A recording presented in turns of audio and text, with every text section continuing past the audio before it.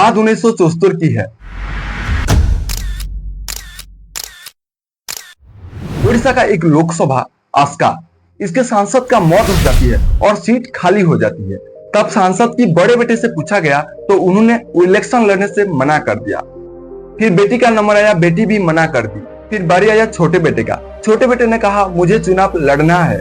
वो बेटा जो अमेरिका में रहकर पढ़ाई करता था, जिसे ओडिया भाषा बोलना नहीं आता, उसको टिकट मिला और वो चुनाव लड़ा भी और जीता भी और 6 महीने सांसद भी रहा। और जिस पार्टी से लड़ा था उस पार्टी को छोड़कर अपनी एक पार्टी बनाई, बिजू जनता दल। वो पार्टी बनी जो आज तक एक भी चुनाव नहीं हारा। मैं बात कर रहा हूँ ओडिशा सीएम नवीन पटनायक।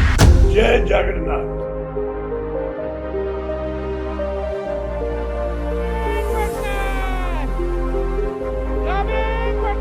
ओडिशा में लोकसभा चुनाव और विधानसभा चुनाव के बीच एक नाम काफी चर्चे में है और वो नाम है बीके पांड्यन। जय जगन्नाथ, जय जगन्नाथ। दोस्तों, बीके पांड्यन इतनी चर्चे में आखिर क्यों है? आइए मैं आपको इसका एक छोटा सा झलक दिखाता हूँ। 11 मई 2024 शनिवार को नरेंद्र मोदी जी ने ओडिशा कंधमाल में रैली के दौरान जनता को कहा, मैं नवीन बाबू को चुनौती देता हूं। नवीन बाबू इतने साल से आप मुख्यमंत्री हो, आखिर उड़ीसा की जनता आपसे दुखी क्यों है? दुखी इसलिए है, जरा नवीन बाबू को कहीं खड़े कर दीजिए और उनको बिना कागज लिए उनको कहिए कि आप उड़ीसा के जिलों के नाम बोलिए और जिलों के कैपिटल के नाम बोलिए। जो मुख्यमंत्री अपने जिलों के नाम कागज के बिना बोल नहीं सकते, जो मुख्यमंत्री अपने जिला के मुख्य मथक का नाम नहीं जानते, वो आपके दुख दर्द जानते होंगे क्या? क्या उनके भरोसे आप अपने बच्चों का भविष्य छोड़ सकते हो क्या? साथियों, और इसलिए मैं कहता हूं, हमें ज्यादा नहीं 5 साल मुझे मौका दीजिए भाई, ज्यादा नहीं। अगर 5 साल में मैं ये आपके उड़ीसा को नंबर 1 न बना दूं ना, तो मुझे कहना कि मोदी क्या कहते हैं। दोस्तों, इस नंबर 1 को लेकर बीजेडी चेयरमैन बीके पांड्यन ने नरेंद्र मोदी जी को टारगेट करते हुए कहा, ओडिशा में बीजेपी सरकार होने के बाद ओडिशा नंबर 1 बनेगा। आपकी सांसद तो गुजरात में है।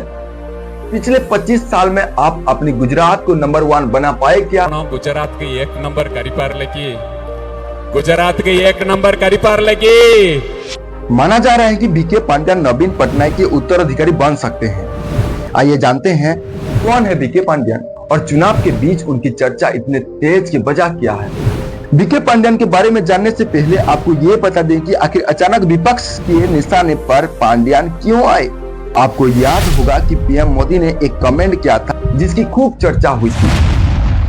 4 जून बीजेडी की एक्सपायरी डेट लिखी हुई है, मान लीजिए।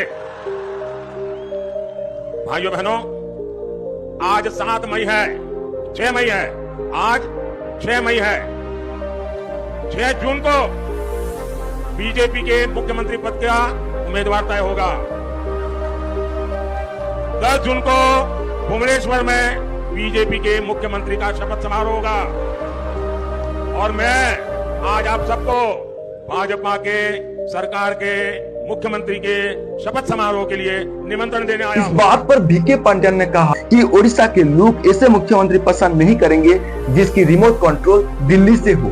और नवीन पटनायक अपनी निर्णय दिल्ली में बैठकर नहीं बल्कि भुवनेश्वर में बैठ कर लेते हैं। ओडिशा की जनता 2000 से नवीन पटनायक को अपना मुख्यमंत्री चुनती आ रहे हैं और वो नहीं चाहेंगे कि दिल्ली का कोई नेता किसी और को मुख्यमंत्री चुने। उन्होंने धर्मेंद्र प्रधान को नाम लिए बिना कहा एक केंद्रीय मंत्री राज्य का मुख्यमंत्री बनने की कोशिश कर रहे हैं। और पांड्यन का दावा यह है कि दिल्ली के नेताओं को ओडिशा का मुख्यमंत्री चुनने का मौका दिया गया तो राज्य 25 साल पीछे चला जाएगा।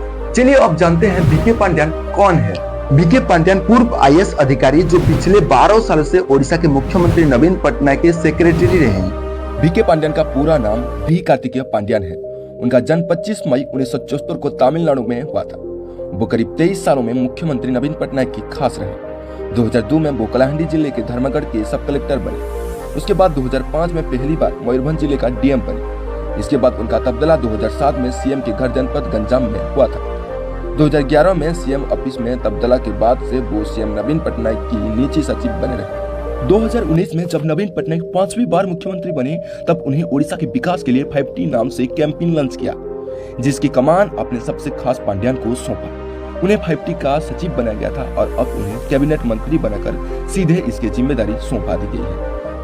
सचिव के पद पर नियुक्ति के बाद से ही पांड्यान ने लोगों तक पहुंचने के लिए हेलीकॉप्टर का इस्तेमाल किया और ताबड़तोड़ 190 बैठे। इसके बाद बीके पांड्यान 2023 में बीआरएस ले लिया और 27 नवंबर 2023 को उन्होंने कैरियर में एक नया मोड़ आया जब उन्हें फॉर्मली बिजू जनता दल यानी बीजेडी को ज्वाइन कर दिया। पार्टी ज्वाइन करने के बाद उन्होंने ये कहा था कि सीएम नवीन पटनायक के मार्गदर्शन से मैं समर्पित, विनम्र और निस्वार्थ तरीके से ओडिशा के लोगों के लिए काम करूंगा। आखिर पांड्यान इतनी चर्चे में क्यों है? पांड्यान इलेक्शन के लिए रणनीति बना रहे हैं और मंच पर सीएम के साथ नजर आते हैं। पार्टी के 40 नेताओं वाली स्टार प्रचारक लिस्ट में नवीन पटनायक के बाद दूसरे नंबर पे बीके पांड्यान है। विपक्ष पांड्यान को निशान बना रहा है। वजह ये है कि वो आरोप लगा रहे हैं कि ओडिया बात ठीक से ना बोलने वाला नेता ओडिशा को कैसे संभालेगा। चुनावी रैलियों में नरेंद्र मोदी, गृह मंत्री अमित शाह और राहुल गांधी इस बात पर सवाल उठा रहे हैं। जब ऐसे सवाल सामने आते हैं तो पांड्यान ने इस पर जवाब देते हुए वो जन्म से भारतीय हैं और कौम से ओडिया है। ओडिशा के लोग उन्हें उत्तराधिकारी खुद करेंगे।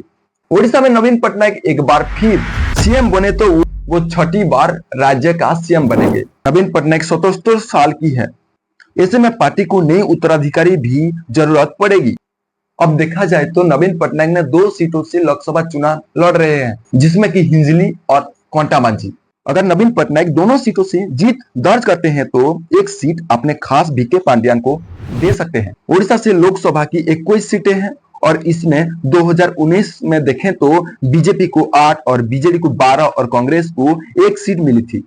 और विधानसभा में 147 सीटें हैं। 2019 में 112 बीजेडी को, बीजेपी को 23 और कांग्रेस को 9, बाकी अन्यों को सिर्फ 2 सीट मिली। लेकिन इस 2024 में कौन जीतेगा, बीजेडी या बीजेपी या फिर कांग्रेस?